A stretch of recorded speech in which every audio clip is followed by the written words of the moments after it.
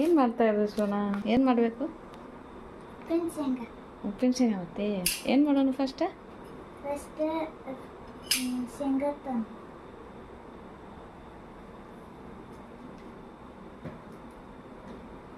ಶೇಂಗಾ ತರ್ತೀವಿ.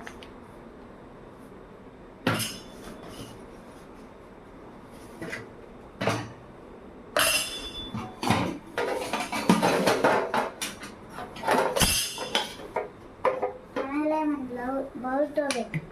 ಅದೇನು ಬೇಡ. ಬೌಲ್ ತಗೋಬೇಕು. ಫಸ್ಟ್ ನೀರು ತಗೊಮ್ಮ, ಆಮೇಲೆ ಶೇಂಗಾ ತಗೋ.